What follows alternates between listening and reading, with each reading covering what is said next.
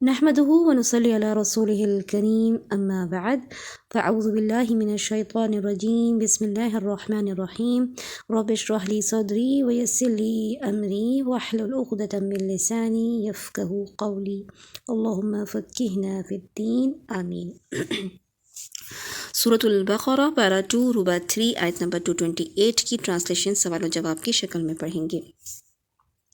اللہ سبحانہ وتعالیٰ فرماتے ہیں والمطلقات یتربصن بانفسہن، والمطلقات اور جو طلاق یافتہ عورتیں ہیں۔ طلاق یافتہ عورتیں کیا کریں؟ کیا حکم دیا جا رہا ہے طلاق یافتہ عورتوں کو؟ یتربصن بانفسہن، وہ انتظار میں رکھیں اپنے آپ کو، یعنی عدت میں رکھیں۔ کب تک رکھنا ہے عدت میں؟ ثلاثۃ قروء، 3 حیض یا طہر۔ اب یہاں ہم یہ دیکھیں گے کہ مطلقات میں کون سی عورت مراد ہے اور کون سی عورتیں اس میں مراد نہیں لی جائیں گی۔ تو پہلے دیکھتے ہیں ان عورتوں کا ذکر جن کی عدت کا ذکر یہاں پر نہیں کیا گیا ہے۔ یہ 3 طرح کی عورتیں ہیں۔ ایک حمل والیاں یعنی پریگننٹ وومن، جس کی عدت کیا ہوگی؟ وضع حمل۔ جب وضع حمل ہو جائے گا، بچہ آ جائے گا تو عدت ختم ہو جائے گی، چاہے 1 دن بعد آ جائے طلاق کے یا 9 مہینے بعد۔ اسی طریقے سے ایسی عورت جس کی ابھی رخصتی نہ ہوئی ہو یا اس کے شوہر نے اس کے ساتھ ہم بستری نہ کی ہو، ایسی عورت کی کوئی عدت نہیں ہے۔ تیسری وہ عورت جس کا حیض آنا بند ہو چکا ہو، ایسی عورت کے لیے عدت 3 مہینے ہے۔ اب ہم دیکھتے ہیں اس آیت میں جس عورت کے بارے میں بات ہو رہی ہے، یہ وہ عورت ہے جس کے ساتھ اس کے شوہر نے ہم بستری کی ہو اور حمل والی نہ ہو، حیض آنا بند نہیں ہوا ہے، تو ایسی عورت کی عدت 3 حیض ہے۔ ایسی عورت کے لیے کیا چیز حلال نہیں ہے؟ ولا یحل، اور نہیں حلال۔ کیا چیز نہیں حلال؟ لہن، ان عورتوں کے لیے جو طلاق یافتہ ہے، این یکتمن، کہ وہ چھپائیں۔ کیا چھپائیں؟ کیا چھپانے سے منع کیا جا رہا ہے؟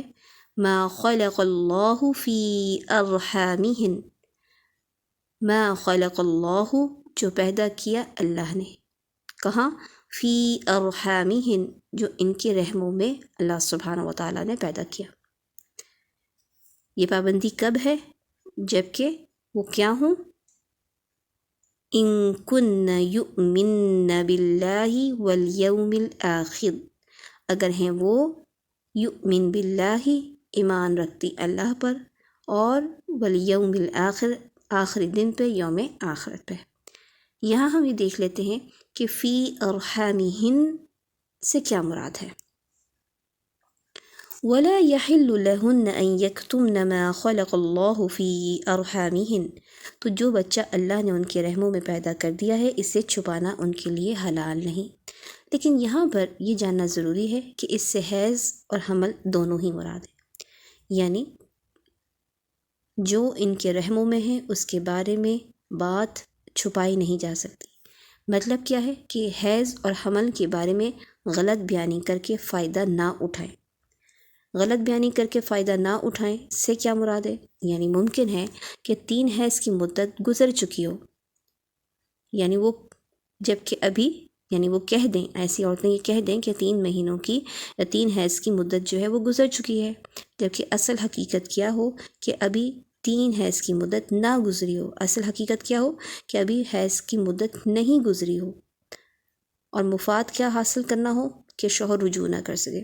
یعنی جب 3 حیض کی مدت گزر چکی ہوگی تو شوہر کو رجوع کرنے کا حق باقی نہیں بچے گا، تو عورت کیا کر سکتی ہے؟ ظاہر کہ یہ وہ معاملہ ہے جس میں کوئی اور کچھ نہیں جان سکتا، صرف عورت نے خود ہی بات کرنی ہے، خود ہی جواب دینا ہے۔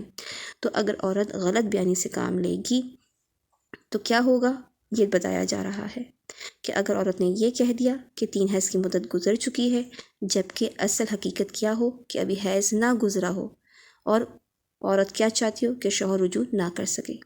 اسی طریقے سے ممکن ہے کہ 3 حیض کی مدت ابھی باقی ہو، یعنی وہ کہہ دے، عورت کہہ دے کہ ابھی 3 حیض کی مدت ابھی باقی ہے، جبکہ اصل حقیقت کیا ہو کہ حیض کی مدت گزر چکی ہو اور عورت کیا مفاد کیا ہو کہ ابھی بھی رجوع کیا جا سکتا ہے، کہ ممکن ہے کہ شوہر مجھ سے رجوع کر لے۔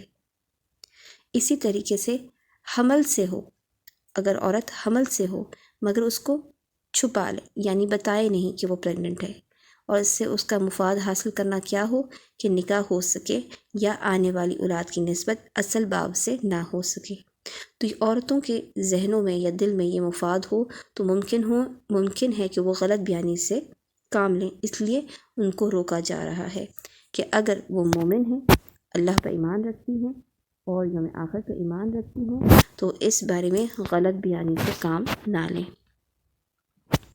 پھر فرمایا کہ وَبُعُولَتُهُنَّ أَحَقُّ بِرَدِّهِنَّ فِي ذَلِكَ، دوران عدت کون کس بات کا زیادہ حقدار ہے؟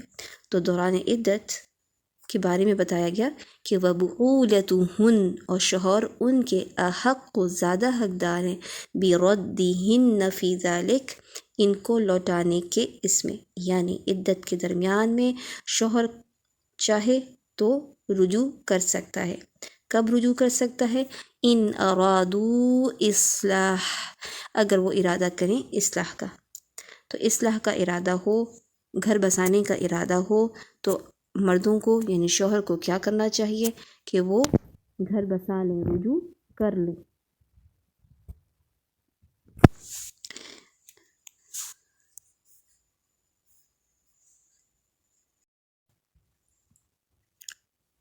اس آیت میں کیا فرمایا گیا کہ اور ان کے شوہر اگر اصلاح کی نیت رکھتے ہیں تو انہیں لوٹا لینے کے زیادہ حقدار ہیں، یعنی یہاں پر یہ بتائی جا رہی ہے بات کہ رجوع کرنے سے اگر شوہر کا مقصد تنگ کرنا نہ ہو تو عدت کے اندر شوہر جو ہے وہ رجوع کرنے کا پورا حق حاصل رکھتا ہے۔ ایسے وقت میں عورت کو بھی انکار نہیں کرنا چاہیے اور عورت کے ولی کو اس حق میں رکاوٹ ڈالنے کی اجازت نہیں ہے۔ اسی طرح جو ہے دیکھیں بعض اوقات شوہر غصے میں یہ کام کر دیتے ہیں، طلاق کا لفظ استعمال کر دیتے ہیں، بعد میں نادم ہوتے ہیں، تو اس لیے اللہ سبحانہ و تعالیٰ نے یہ مدت رکھ دی۔ کون سی مدت؟ یعنی عدت کی جو 3 حیض کی جو مدت ہے وہ اللہ سبحانہ و تعالیٰ نے کس لیے رکھی ہے؟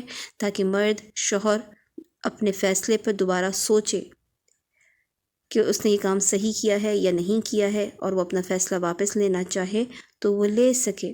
اور یہ بات اس بات کی دلیل ہے کہ اللہ سبحانہ و تعالیٰ میاں بیوی کے درمیان الفت چاہتا ہے، ان کے درمیان جدائی اسے پسند نہیں، جیسے کہ رسول اکرم صلی اللہ علیہ وسلم نے فرمایا، کیا فرمایا ہے؟ ابغض الحلال الی اللہ تعالی الطلاق، حلال چیزوں میں سے جو سب سے زیادہ اللہ کو ناپسند ہے وہ طلاق ہے۔ آگے چلتے ہیں۔ اب یہاں پہ یہ بتایا جا رہا ہے کہ عورتوں کا حق کیا ہے۔ وَلَهُنَّ مِثْلُ الَّذِي، وَلَهُنَّ، اور ان کے لیے، مِثْلُ الَّذِي عَلَيْهِنَّ بِالْمَعْرُوفِ، اور ان کے لیے مانند اس کے جو ان کے ذمے ہیں ساتھ معروف طریقے کے۔ اور مردوں کے لیے کیا ہے؟ وَلِلرِّجَالِ عَلَيْهِنَّ دَرَجَةٌ، اور مردوں کے لیے ان عورتوں پر ایک درجہ ہے۔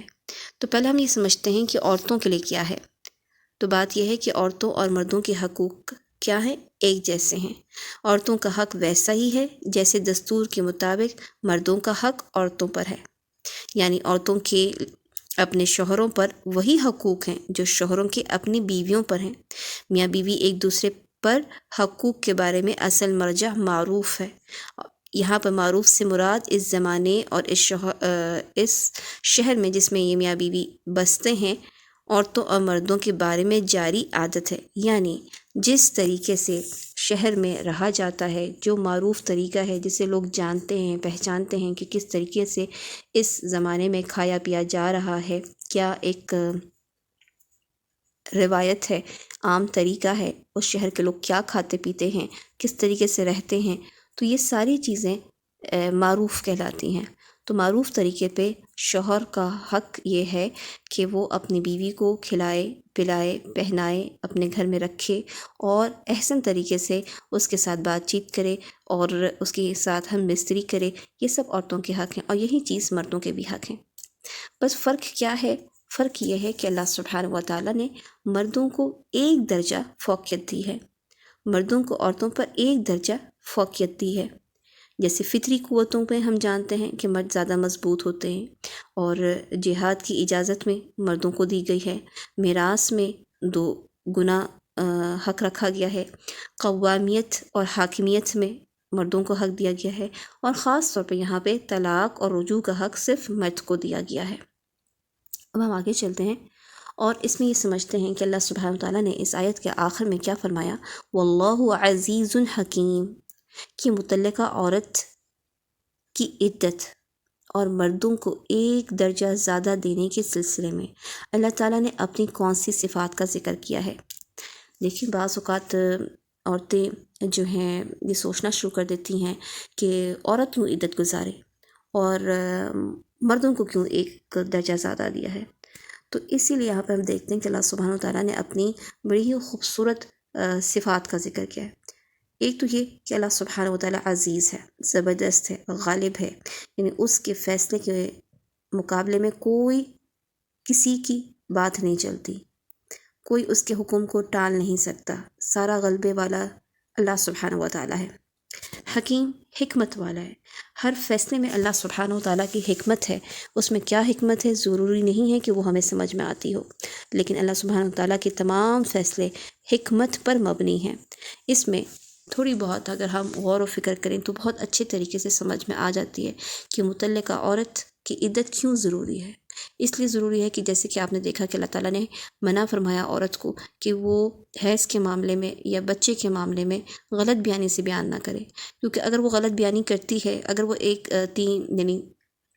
تین حیض تک نہیں رکی رہتی تو کیا ہوگا کہ آنے والے بچے کی نسبت کسی اور مرد کی طرف ہو جائے گی، اس کا باپ کوئی اور مرد کہلائے گا، وہ بچہ اپنے اصل باپ سے محروم ہو جائے گا۔ اس کے علاوہ بھی اس میں بہت سی حکمتیں ہیں۔ اسی طریقے سے اللہ سبحانہ وتعالیٰ نے مردوں کو جو ایک درجہ زیادہ فوقیت دی ہے، اس میں بھی ہم دیکھتے ہیں کہ اس فوقیت کی وجہ سے کیا ہوتا ہے کہ مرد گھر کے سربراہ ہوتے ہیں، اور یعنی شوہر گھر کا سربراہ ہوتا ہے، وہ مال خرچ کرنے والا ہوتا ہے اور اس کی ذمہ داری زیادہ بڑی ہوتی ہے، اور عورت اس معاملے میں یعنی اللہ تعالیٰ نے اس کو فطری طور پہ اس طرح سے کمزور بنایا ہے کہ اس کو پروٹیکشن کی ضرورت ہوتی ہے، اور وہ چاہتی ہے کہ کوئی اس کی نگرانی کرنے والا ہو، جب وہ کوئی فیصلہ کرے تو اسے کوئی سپورٹ کرنے والا ہو کہ کیا وہ صحیح فیصلہ کر رہی ہے یا نہیں کر رہی ہے۔ تو بہت سے ایسے معاملات ہیں جس میں عورتیں اپنے آپ کو اچھی طریقے سے سمجھ سکتی ہیں کہ انہیں کس طریقے سے اپنے شوہر کی مدد کی یا ان کے مورل سپورٹ کی یا فائنینشلی طور پر ان کی ضرورت ہوتی ہے۔ تو اس میں ہم دیکھتے ہیں کہ اس میں عورت کا ہی فائدہ ہے، اس میں عورت کا ہی فائدہ ہے، مگر یہ ہے کہ عورت سوچنے والی ہو اور سمجھنے والی ہو۔ واللہ عزیز حکیم، اور اللہ غالب صاحب حکمت ہے، یعنی اللہ تعالیٰ عزت، غلبہ، بہت بڑے تسلط اور اختیارات کا مالک ہے۔ تمام کائنات اس کے سامنے سرخم کیے ہوئے ہے، مگر وہ اپنے غلبے اور اختیارات کے باوجود تصرفات میں نہایت حکمت سے کام لیتا ہے۔ تو یہ تھی آیت آج کی۔ سبحانک اللہم و بحمدک، اشہد ان لا الہ الا انت، استغفرک و اتوب الیک۔ السلام علیکم ورحمۃ اللہ وبرکاتہ۔